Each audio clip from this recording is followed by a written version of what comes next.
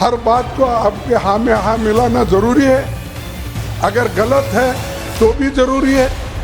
यहाँ के लोग इस मंसूबे से आए हैं, मैं माफ़ी चाहता हूँ उनसे और आपसे भी कि हाउस को नहीं चलाना, ये अगर तय करके आए हैं तो ये democracy, you are killing the democracy, you are killing the democracy. You have rejected the notice, all notices. You want the business of the house. He is raising an issue which you have rejected. And it is very clear, it's very clear, this is all part of a game plan to raise this issue and have this entire house adjourned. संसद में हर रोज हो रहे हंगामे के बीच विपक्ष चाहता है कि उपराष्ट्रपति और राज्यसभा के सभापति जगदीप धनखड़ को उनकी कुर्सी से हटा दिया जाए। अब इसके लिए संवैधानिक प्रक्रिया और विश्वास प्रस्ताव है, तो विपक्ष वो भी लेकर आ गया है। लेकिन क्या विपक्ष के पास राज्यसभा में वो नंबर गेम है जिसके जरिए वो राज्यसभा के सभापति को उनके पद से हटा सकता है, या फिर ये महज एक पॉलिटिकल स्टंट है जिसमें विपक्ष का हर दल साझेदार है? आखिर क्या है उपराष्ट्रपति जगदीप धनखड़ के खिलाफ आ रहे अविश्वास प्रस्ताव की पूरी कहानी, बताएंगे विस्तार से। नमस्कार, मैं हूं अविनाश और आप देख रहे हैं एबीपी लाइव। राज्यसभा में एकजुट दिख रहे विपक्ष ने राज्यसभा के सभापति और उपराष्ट्रपति जगदीप धनखड़ पर पक्षपातपूर्ण रवैया अपनाने का आरोप लगाया है और इसी वजह से विपक्ष जगदीप धनखड़ को उनके पद से हटाना चाहता है, जिसके लिए अविश्वास प्रस्ताव ला दिया गया है। भारतीय संविधान कहता है कि राज्यसभा के सभापति या उपराष्ट्रपति को पद से हटाने के लिए अविश्वास प्रस्ताव ही एक जरिया है। भारतीय संविधान के अनुच्छेद 67 में उपराष्ट्रपति की शक्तियों का वर्णन किया गया है।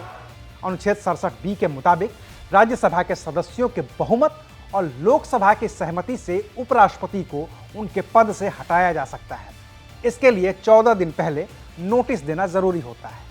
तो पूरे विपक्ष ने संविधान के हिसाब से 10 दिसंबर को उपराष्ट्रपति जगदीप धनखड़ के खिलाफ राज्यसभा में अविश्वास प्रस्ताव पेश कर दिया है। भारतीय राजनीति के इतिहास में यह पहला मौका है जब देश के उपराष्ट्रपति के खिलाफ विपक्ष अविश्वास प्रस्ताव लेकर आया है। विपक्षी दलों यानी कि कांग्रेस, तृणमूल कांग्रेस, आम आदमी पार्टी, समाजवादी पार्टी और दूसरे कई छोटे मोटे दलों के 65 से ज्यादा सांसदों ने इस अविश्वास प्रस्ताव पर हस्ताक्षर किए हैं। The All India Trinamool Congress has walked out of the Rajya Sabha in pursuit of our constitutional rights, in order to protect constitutional parliamentary democracy. We have given in our resolution of no confidence.